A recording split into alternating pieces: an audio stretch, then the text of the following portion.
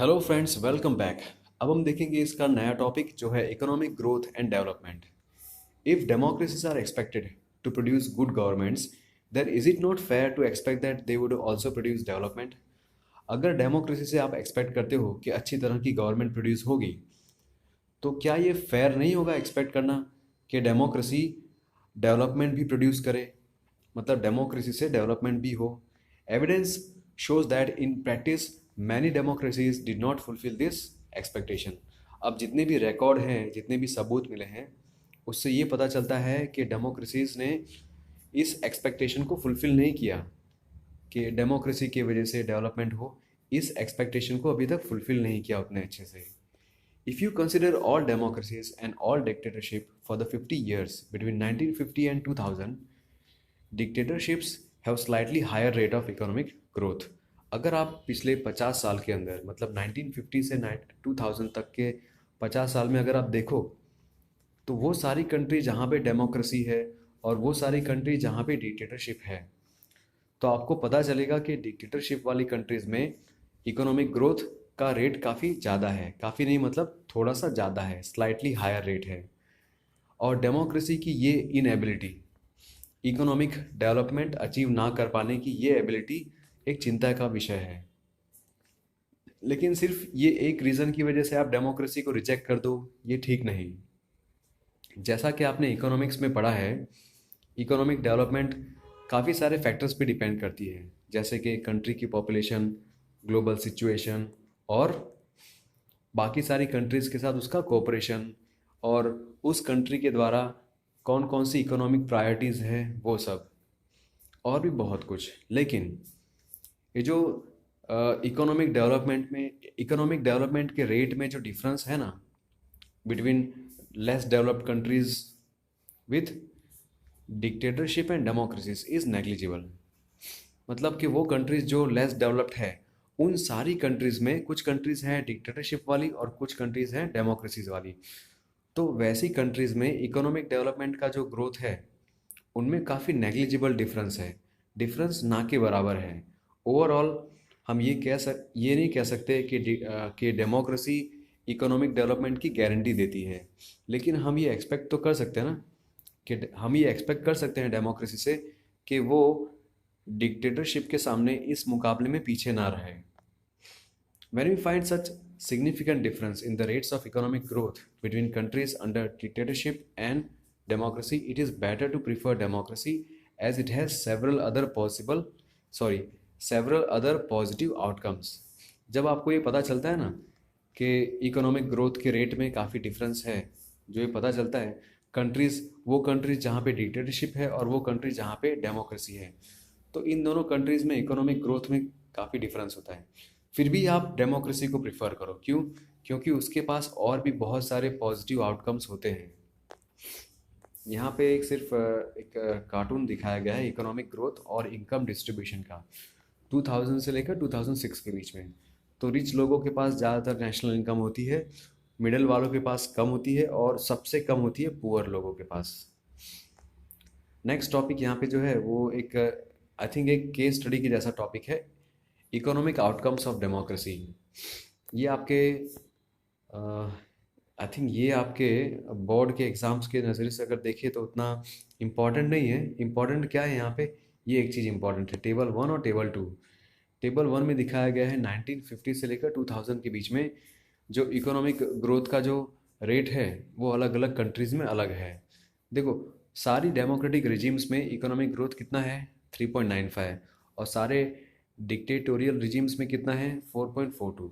और poor countries जो है, सारी पुअर कंट्रीज जहाँ पे डिक्टेटरशिप है और जहाँ पे डेमोक्रेसी है, इनके बीच में जो ग्रोथ रेट है उसका डिफरेंस काफ़ी कम है। बल्कि डिक्टेटरशिप जो है वो हमसे स्लाइटली आगे होती है, 4.34 है, जबकि 4.28 है डेमोक्रेसी वालों में। और टेबल 2 क्या दिखाता है, सिलेक्टेड कंट्रीज़ में जो इनकम होती है ना, पूरी इनकम, उस इनकम का परसेंटेज शेयर कितना किसको मिलता है वो। तो साउथ अफ्रीका में 20% लोग ऐसे होते हैं जिनके पास 64.8% नेशनल इनकम होती है।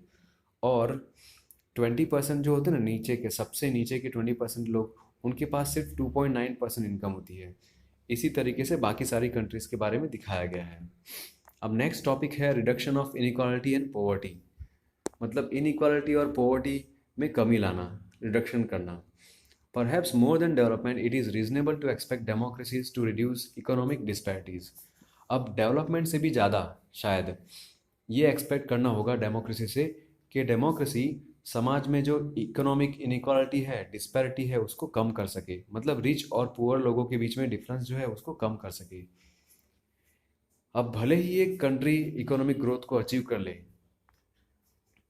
तो कि अगर इकोनॉमिक ग्रोथ को अचीव भी कर लेती है तो वहाँ पे जो वेल्थ है, वहाँ की जो कमाई है, उसको इस तरीके से डिस्ट्रीब्यूट करे कि सारे के सारे सिटीजन्स को मिल सके और वो लोग एक बेटर लाइफ जी सके। क्या ये पॉसिबल है कि कोई कंट्री इकोनॉमिक ग्रोथ को अचीव कर ले और अपनी सारी की सारी इनकम को इस तरह से डिस्ट्रीब्यूट करे कि सारे सिटीजन्स के पास उसका इक्वल शेयर हो और सारे के सारे सिटीजन एक बेटर लाइफ जी रहे हों? ऐसा पॉसिबल तो नहीं होता। Is economic growth in democracies accompanied by increased inequalities among the poor, among the people? तो क्या डेमोक्रेसी में जो इकोनॉमिक ग्रोथ होती है, इसके साथ साथ लोगों के बीच में इनइक्वालिटीज़ भी बढ़ती जाती है क्या? मतलब रिच लोग और भी ज़्यादा रिच होते हैं और पुअर लोग और भी ज़्यादा पुअर हो जाते हैं इकोनॉमिक ग्रोथ के साथ साथ? या फिर do democracies lead to a just distribution of goods and opportunities? क्या डेमोक्रेसीज इक्वली, मतलब ठीक तरीके से गुड्स और अपॉर्चुनिटीज़ का डिस्ट्रीब्यूशन करती है एक फेयर तरीके से? इसके बाद है यहाँ पे democracies are based on political equality. Democracy political equality पे बेस्ड है, सारे सिटीजन्स का बराबर हक होता है, राइट? जब भी वो इलेक्शन में रिप्रेजेंटेटिव्स को चूज़ करते हैं तो उन सबका बराबर हक होता है। Parallel to the process of bringing individuals into the political arena on an equal footing, we find growing economic inequalities. अब जैसे जैसे जो प्रोसेस होता है ना कि लोगों को पॉलिटिकल एरिना में लाना, मतलब लोगों को पॉलिटिक्स के माहौल में लाना या फिर पॉलिटिक्स में लाना, इस प्रोसेस के साथ साथ इस प्रोसेस में लोगों की वैल्यू इक्वल होती है, इक्वल वोट होता है, इक्वल वैल्यू होती है। लेकिन इसके साथ साथ हम ये भी देखते हैं कि इकोनॉमिक इनइक्वालिटीज़ भी बढ़ती जाती है। We sorry a small number of ultra rich enjoy a highly disproportionate share of wealth and incomes. बहुत ही कम लोग होते हैं, बहुत कम और काफ़ी रिच और पावरफुल लोग होते हैं जिनके पास पूरी नेशनल इनकम का प्रोपोर्शन ज़्यादा होता है उनके पास। Not only that, their share in the total income of the country has been increasing. इन लोगों का जो शेयर है ना टोटल इनकम कंट्री के टोटल इनकम में इन लोगों का शेयर भी काफ़ी ज़्यादा होता है और इन लोग की पॉपुलेशन भी बहुत कम होती है। Those at the bottom of the society have very little to depend upon. Their incomes have been declining. Sometimes they find it difficult to meet their basic needs of life, such as food, clothing, house, education, health. अब इससे भी ख़राब हाल होता है नीचे वालों का, जो बॉटम में होते हैं ना, जो समाज के काफ़ी नीचे वाले हिस्से में होते हैं, मिडिल क्लास से भी नीचे वाले लोग, उन लोगों को तो अपनी रोज़मर्रा की ज़रूरतें भी पूरी करने में काफ़ी डिफ़िकल्टी महसूस होती है, जैसे कि 2 टाइम का खाना, राइट, रहने के लिए छत, एजुकेशन, हेल्थ, क्लोथिंग, इन सब को पाने के लिए भी उनको काफ़ी मुश्किलों का सामना करना पड़ता है और क्योंकि इनकी इनकम भी काफ़ी कम होती जा रही है। एक्चुअल लाइफ में क्या होता है? एक्चुअल लाइफ में डेमोक्रेसीज इतनी सक्सेसफुल नहीं दिखती हमें। अगर बात की जाए कि इकोनॉमिक इनइक्वालिटीज़ को कम करना हो, मतलब समाज में रिच और पुअर लोगों के बीच में जो डिफरेंसेस है उसको कम करना हो, तो इस मामले में डेमोक्रेसी उतनी सक्सेसफुल नज़र नहीं आती। आपने क्लास 9 की इकोनॉमिक्स टेक्स्ट बुक में क्या देखा? पॉवर्टी के बारे में देखा ना, इंडिया के अंदर जो पॉवर्टी है उसके बारे में। और हमारे वोटर्स, जो पूरे इंडिया में जो वोटर्स हैं, जो लोग वोट कर सकते हैं, उनकी पॉपुलेशन काफ़ी ज़्यादा है।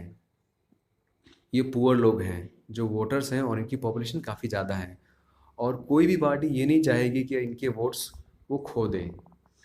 फिर भी जो भी डेमोक्रेटिकली इलेक्टेड गवर्नमेंट होती है वो इतनी मतलब इतनी कीन नज़र नहीं आती कि गरीबी के इस क्वेश्चन को एड्रेस करे। गरीबी के इस क्वेश्चन को एड्रेस करने की इनके अंदर की बहुत ज़्यादा इच्छा दिखाई नहीं देती। और आप जैसा कि आप एक्सपेक्ट करोगे ना कि इतने सारे लोग हैं, इतने सारे गरीब लोग हैं जो वोट करते हैं, तो सरकार जो भी इलेक्ट होगी वो सरकार को सबसे पहले गरीबी हटानी चाहिए, ये हम एक्सपेक्ट करते हैं। लेकिन जो इलेक्टेड गवर्नमेंट होती है वो इतनी दिखती नहीं है एंथुजियास्टिक कि पॉवर्टी को हटा सके या हटाने के क्वेश्चन पे ज़्यादा सोचे विचारे। The situation is much worse in some other countries, बाकी सारी कंट्रीज़ में तो इससे भी ख़राब हालत है।